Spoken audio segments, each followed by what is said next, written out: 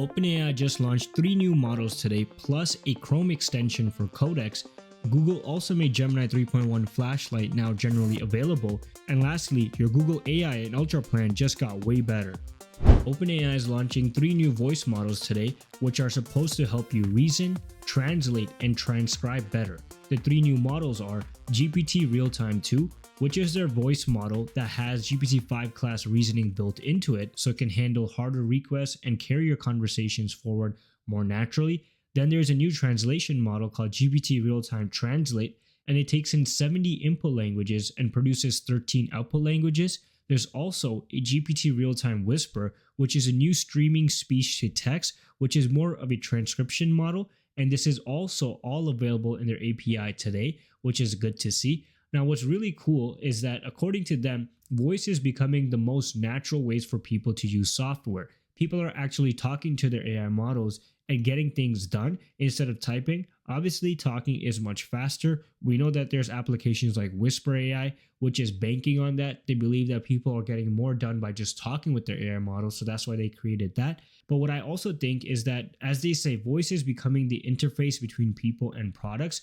More and more things are getting done through voice. Think about travel agents, think about AI agents, think about customer support. If AI models are supposed to get better, so do the voice models that power them have to as well. And they're actually showing 3 ways that people build with voice AI. Number 1, voice to action, where people can describe what they need and the system can reason through the request and use the tools and complete the task. Number 2, systems to voice, where the software can turn context into live spoken guidance.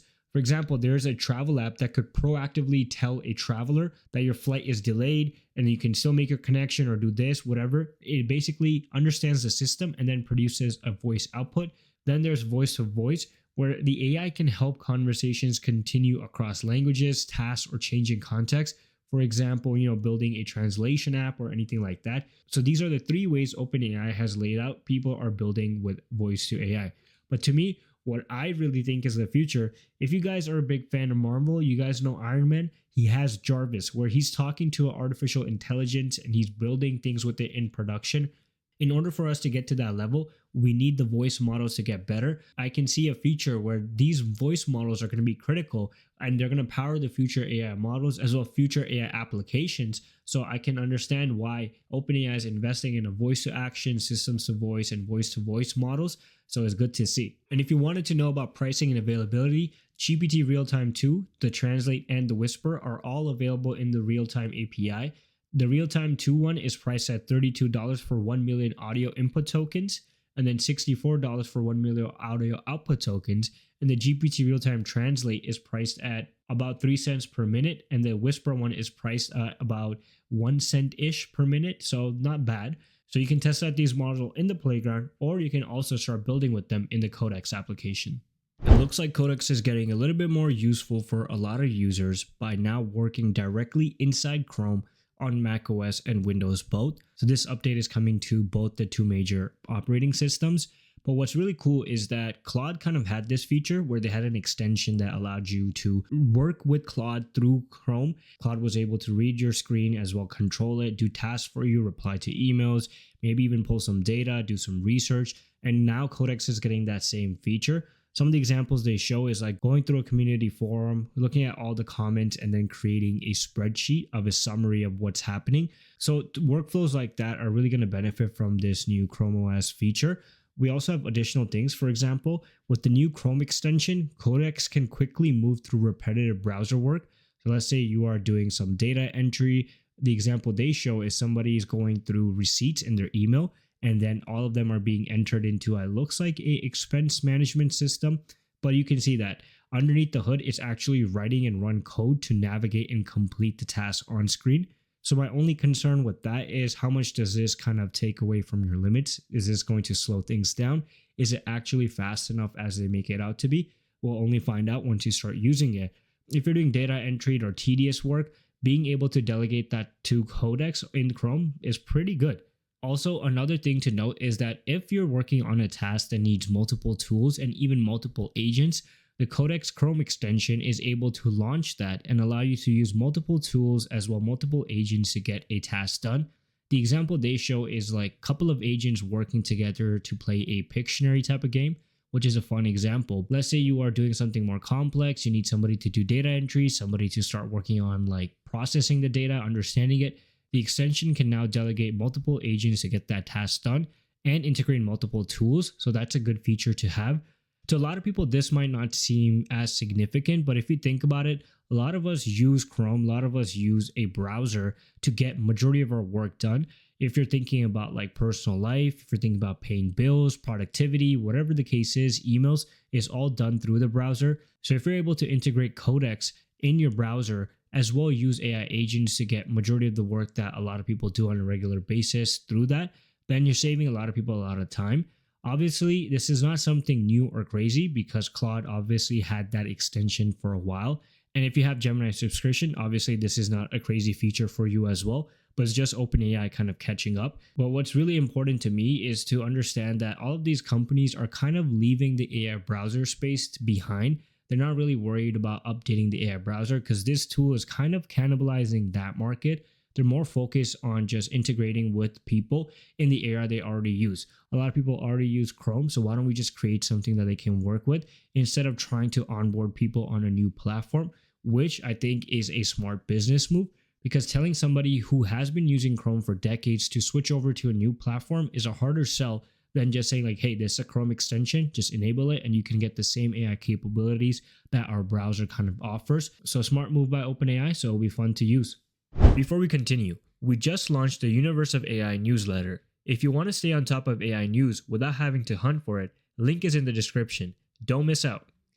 So Gemini 3.1 Flash Lite is officially now generally available. So it has a GA tag now. Before, this model was actually launched in March of 2026 and it was in preview mode.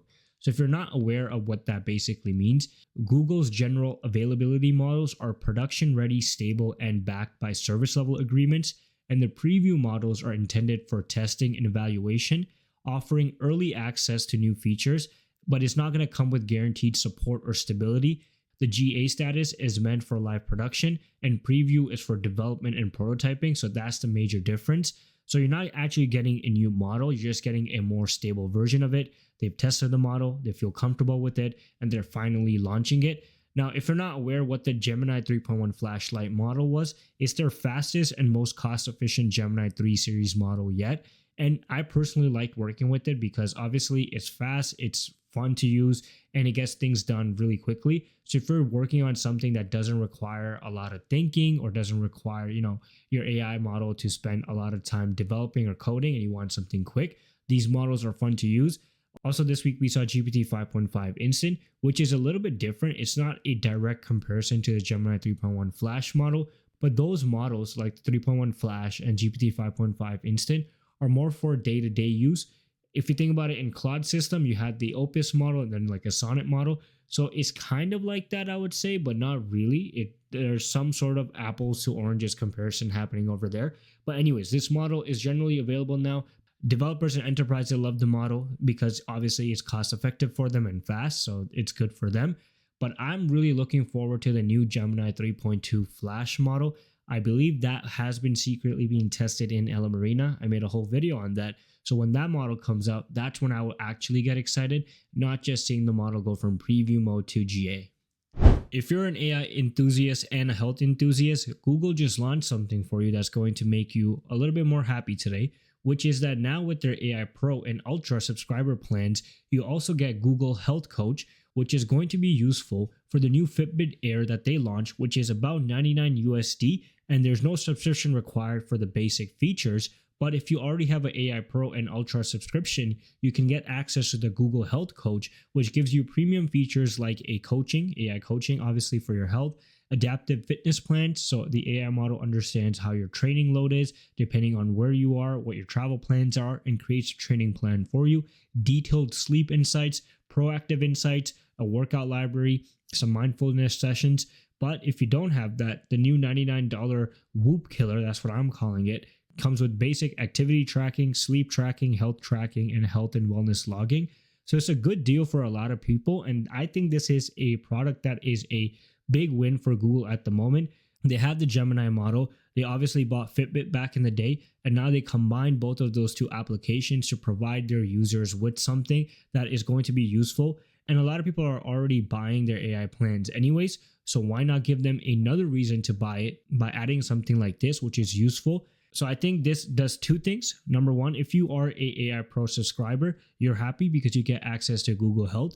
But if you're not subscribed to the AI Pro plan, but you're somebody who is a generalist and just like an AI novice and you want to get into AI, you are going to buy the Google Health plan, and you might consider buying the AI Pro plan because it comes with it. And then you are able to implement Google's AI Gemini into your whole life, which I think is a smart move. So I do really think that in the future, Google is going to be the company that is going to take the lead when it comes to business metrics.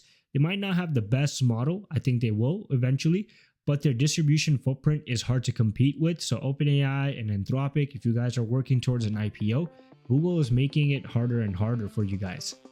But that's it for today's video. Make sure you guys are subscribed to the channel. Follow our new newsletter as well at universeofai.beehive.com. As well, subscribe to the main channel World of AI and support us on X by following the Universe of AIZ as well. Until then, I'll see you guys in the next video.